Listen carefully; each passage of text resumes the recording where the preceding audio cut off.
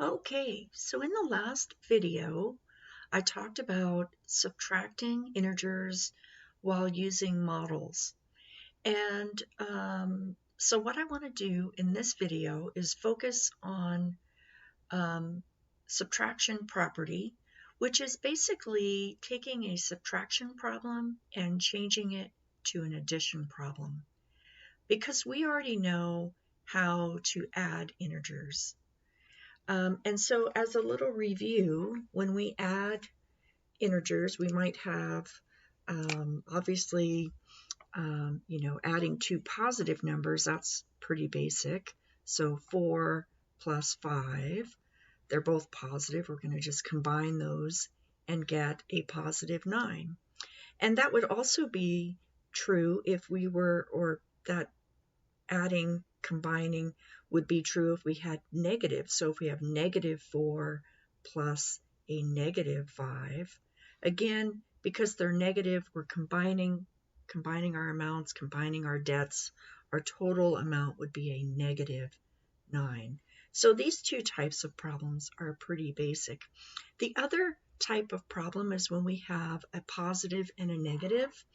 And just as a little review, if we have a positive 8 and we're going to add a negative 3, we're really going to take the difference between the two. 8 minus 3 is 5. And because the larger number is positive, the answer is going to be a positive number. And then the other situation is if we have a number, say like negative 8 plus positive 3. Oops, I guess I don't need to do that.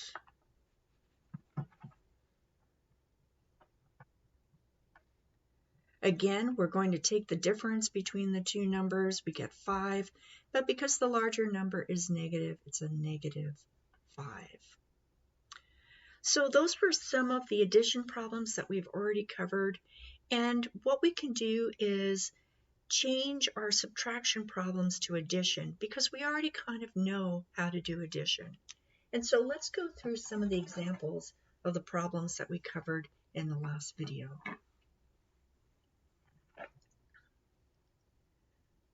Before I get into that, let's look at this subtraction property. And basically this tells us that if we have A and we're going to subtract B, it's also, we can change this to addition by keeping the A, changing the subtraction to an addition, and then the B value is going to be the opposite. Okay, remember when we have this symbol in front of a variable, that means opposite, so the opposite of B. So if this B is positive, this B here will be a negative. If this B is a negative, then this B will be a positive. And so we'll go through several examples so you can see what I'm talking about here. Okay, so let's first go with your basic subtraction problem, positive minus a positive. And usually in this case, we wouldn't change it to an addition because we know already how to do this type of problem. But for the sake of applying subtraction property, what we would do is keep the 7. We're going to change this to addition. And since this is a positive 4, the opposite of positive 4 is a negative 4. Now we know that when we have a positive and we're adding a negative, we're really taking the difference, and the answer will take the sign of the larger number, which is a positive here, so we get a positive 3.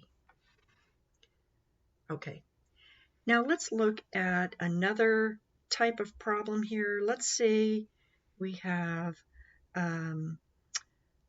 negative 5 minus 2. So negative 5 minus a positive 2, and we're going to go ahead and change this to addition. So we're going to keep this starting amount, negative 5, change this to addition, And then this is a positive 2, so the opposite of a positive 2 is a negative 2. Notice in this case we have two negatives we're combining. Think of money, we have two debts. We're going to combine our debts to get a total debt. So we get negative 7. Okay, let's look at another type of problem here. So we're just practicing changing subtraction to addition by applying this subtraction property. Let's say we have 4 minus a negative 1. So we have a positive minus a negative. Okay, so in these two problems, the b value was a positive, and then we had to change those positives to negatives when we switched over to addition. You can think that when we're starting with a negative b value, when we take the opposite of that, we're going to end up with a positive over on this side. Okay, let's go ahead and do it. We're going to start with our 4. We're going to change this to addition. And then our positive is going to be 1, just positive 1. So 4 minus a negative 1 changes to 4 plus 1, which is 5. Okay, hopefully this is making a little sense, the practice of converting from a subtraction to an addition. Let's do one more. We're going to have a negative a value, so negative 6 minus a negative 3. Okay, this looks a little concerning. There's all these symbols here. So this is negative 6 minus a negative 3. Again, let's change this to addition, trying to simplify it a little bit. Because I have a negative here, when I change it to addition, it's going to be the opposite of a negative 3, which would be a positive 3. So when I rewrite this, I'm going to start with my negative 6. That doesn't change. I'm going to change subtraction to addition. And then this becomes a positive 3. And then this is that type of problem where we are adding a negative with a positive. Again, we're going to take the difference. 6 minus 3 is 3. And because the 6 is larger and it's a negative, it's going to be a negative 3. Okay, so there's 4 different types of problems here. Notice the first 2, as I mentioned earlier, the b value here is a positive, but when we convert it to an addition, the b value becomes a negative. In the second 2, the b value is negative, but when we change to addition, they become positive numbers. Now, there are little acronyms, I guess, that you can use. I have taught them before. One of them is KFC, keep, flip, change. That was one that I used to teach. Keep, flip, change. And a lot of people know KFC with the Kentucky Fried Chicken. But you keep the first. Okay, you flip the sign.